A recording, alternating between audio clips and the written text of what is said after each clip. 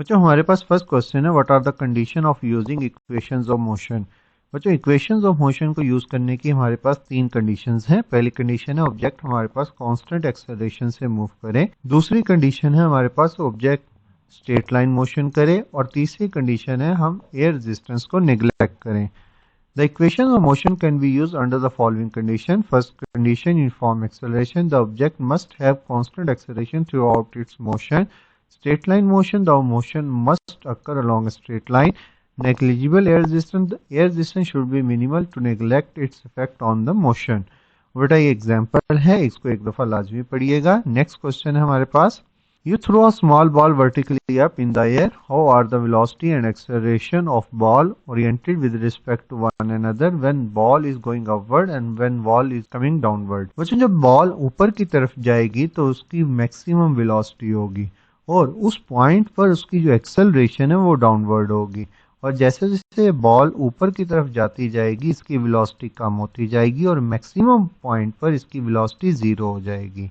लेकिन इस मोशन में मूविंग अपवर्ड में वेलोसिटी और एक्सेलरेशन की डायरेक्शन अपोजिट होगी।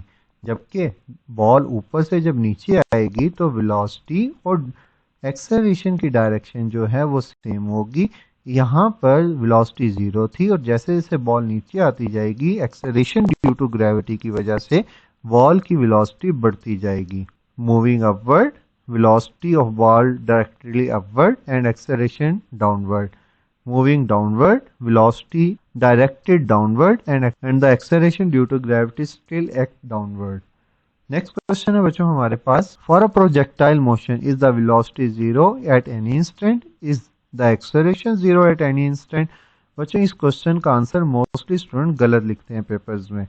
बच्चों प्रोजेक्टाइल मोशन में मैक्सिमम हाइट के ऊपर वेलोसिटी का वर्टिकल कंपोनेंट जीरो होता है लेकिन हॉरिजॉन्टल कंपोनेंट जीरो नहीं होता। तो यहाँ पर एक पॉइंट समझने वाला है। तो क्वेश्चन पूछा जाता है कि प्रोजेक्टाइल में वेलोसिटी जीरो होती है, तो हाँ आपने इसका आंसर नो में देना। In projectile the velocity is never zero at any instant because projectile always has a horizontal component of velocity. However, the vertical component of velocity becomes zero at the peak of trajectory. The acceleration is never zero and is constantly 9.8 meter per second square downward due to gravity. Next question है हमारे पास, construct motion diagram showing the velocity and acceleration of a projectile at several points along a path assuming projectile launched horizontally. बच्चों जब projectile को launch किया जाता है horizontally तो इसका वर्टिकल कंपोनेंट जो है वो जीरो होता है और हॉरिजॉन्टल कंपोनेंट एग्जिस्ट करता है। लेकिन एक्सेलरेशन ड्यू टू ग्रेविटी की वजह से आहिस्ता आहिस्ता इसका वर्टिकल कंपोनेंट ज़्यादा होता रहता है डाउनवर्ड डायरेक्शन में और ये बॉल जो है इस ट्रैजेक्टरी के ऊपर यहाँ जाके हिट करती है। जबकि एक्सेलरेशन ड्यू टू ग्रेविटी जो येलो कलर के एरो से आपको शो करवाया गया है ये सेम रहती है क्योंकि एक्सेलरेशन ड्यू टू ग्रेविटी की वैल्यू फिक्स होती है 9.8 मीटर पर second square. Projectile launch eight an angle theta with the horizontal. इस केस में क्या होता है बच्चों, इस केस में यहाँ से हम प्रोजेक्टाइल को थ्रो करते हैं तो इसका ये वर्टिकल कंपोनेंट मैक्सिमम होता है और हॉरिजॉन्टल कंपोनेंट ये सेम रहता है थ्रू आउट द मोशन।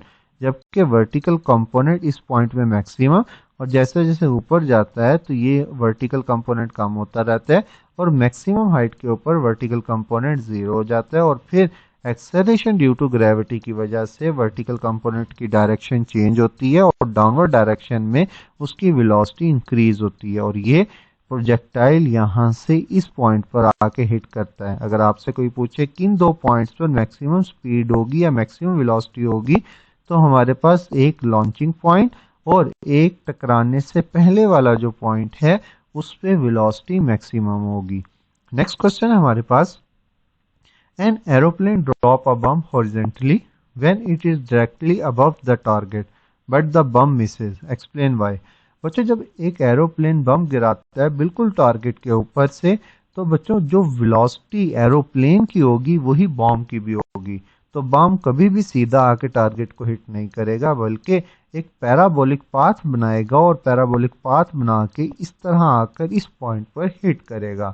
तो अगर हमने अपने टारगेट को हिट करना है तो हमने इस चीज़ का ख्याल रखते हुए थोड़े डिस्टेंस से ड्रॉप करना है ताकि वो एक पैराबोलिक पाथ बनाकर अपने टारगेट पर आकर हिट करे। What is the difference between explosion and collision? Give one example of each. बच्चों जो collision होती है उसमें तमाम ऑब्जेक्ट तमाम पार्टिकल जो कोलाइड कर रहे होते हैं वो एक पॉइंट की तरफ आते हैं। जैसे ये दोनों बॉल्स जो हैं ये एक फिक्स पॉइंट की तरफ आकर एक सेंटर पॉइंट की तरफ आकर एक दूसरे से कोलाइड करेंगी। जबकि एक्सप्लोजन में क्या होता है, हमारे पास तमाम पार्टिकल एक फिक्स पॉइंट से दूर जाते हैं उससे ब्लास्ट की फॉर्म में, जैसे फायर क्रैकर्स के पार्टिकल्स जो हैं और उससे एक्सपेंड होते हैं आउटवर्ड डायरेक्शन में। Why do a slow moving loaded truck and a speeding rifle bullet each have large momentum? बच्चों आपको वैल्यूज नहीं दी गई, जस्ट आपको कह रहे हैं कि इन दोनों में से मोमेंटम किसका ज्यादा होगा। बच्चों ट्रक का मास ज्यादा होता है लेकिन उसकी वेलोसिटी कम होती है, और मोमेंटम जो होता है हमारे पास और मास और वेलोसिटी का प्रोडक्ट होता है। अगर मास ज़्यादा है वेलोसिटी कम है, और दूसरी कंडीशन में हमारे पास मास कम होता है बुलेट का लेकिन उसकी वेलोसिटी बहुत ज़्यादा होती है, तो हम इसका आंसर ये देंगे कि इन दोनों का जो मोमेंटम है वो बहुत ज़्यादा होगा, क्योंकि एक का मास ज़्यादा है एक की वेलोसिटी ज़्यादा है, और मोमेंटम जो होता है बच्चों वो मास और वेलोसिटी का प्रोडक्ट होता है। नेक्स्ट क्वेश्चन है हमारे पास, what is the difference between elastic and inelastic collision? बच्चों इलास्टिक कोलिजन में हमारे पास काइनेटिक एनर्जी और मोमेंटम कंजर्व रहता है, जबकि हमारे पास इन इलास्टिक कोलिजन में लॉस ऑफ काइनेटिक एनर्जी होती है लेकिन इन इलास्टिक कोलिजन में भी मोमेंटम कंजर्व रहता है। नेक्स्ट क्वेश्चन है बच्चों हमारे पास an object that has a small mass and object that has a large mass have the same momentum, which object has the largest kinetic energy? अब आपको दो ऑब्जेक्ट दिए गए हैं, एक का मास कम है एक का मास ज्यादा है, लेकिन कहा जा रहा है दोनों का मोमेंटम सेम है। अगर हमारे पास मोमेंटम सेम है तो डेफिनेटली जिसका मास कम है उसकी वेलोसिटी ज्यादा होगी, और अगर मास कम वाले की वेलोसिटी ज्यादा है तो उसकी काइनेटिक एनर्जी भी ज्यादा होगी, क्योंकि काइनेटिक एनर्जी इक्वल होती है 1/2 mv²। तो हम कहेंगे जिसका मास कम है उसकी काइनेटिक एनर्जी भी सबसे ज्यादा होगी। नेक्स्ट क्वेश्चन है हमारे पास, can object in a system have momentum while the momentum of the system is zero? System का जो मोमेंटम है वो जीरो है, क्या उस सिस्टम के अंदर ऑब्जेक्ट का मोमेंटम एग्जिस्ट कर सकता है? बिल्कुल कर सकता है। फर्ज कर लेते हैं उस सिस्टम के अंदर दो पार्टिकल हैं और वो दोनों एक दूसरे से अपोजिट मूव कर रहे हैं, और उन दोनों का मोमेंटम तो एग्जिस्ट करेगा लेकिन उन दोनों का कंबाइन मोमेंटम जीरो होगा, तो सिस्टम का भी मोमेंटम क्या हो जाएगा? जीरो हो जाएगा। नेक्स्ट क्वेश्चन है बच्चों हमारे पास, for any specific velocity of projection prove that the maximum range is equal to the 4 times of corresponding height. Range is equal to corresponding height maximum range। हमारे पास ये रेंज का formula हमने proof करना है, r is equal to 4h। तो यहाँ पर हमारे पास ये रेंज का फार्मूला, ये हाइट का फार्मूला, और जब हम इन दोनों की रेशियो लेंगे तो बच्चों हमारे पास r ओवर h, यहाँ से g से कैंसिल, 2 पर जाके मल्टीप्लाई हो जाएगा 2 theta divided by sine square theta.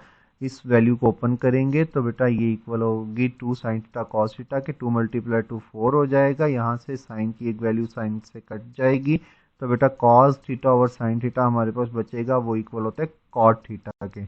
और मैक्सिमम रेंज जो होती है वो हमारे पास 45 डिग्री होती है, और कॉट 45 1 के इक्वल होता है। तो यहाँ से r is equal to 4h हमारे पास आंसर आ जाएगा जो हमने प्रूव करना था।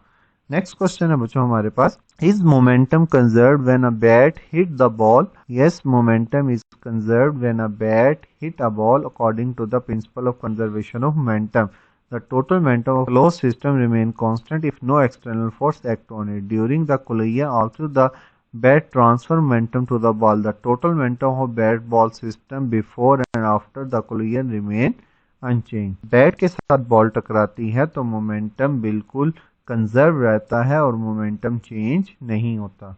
बच्चों अगर आपको लेक्चर अच्छा लगा हो तो लाइक और सब्सक्राइब करना मत भूलिएगा, और अगर आपका कोई क्वेश्चन है तो आप मुझे व्हाट्सएप पर भी कांटेक्ट कर सकते हैं। थैंक यू, खुदा हाफिज़।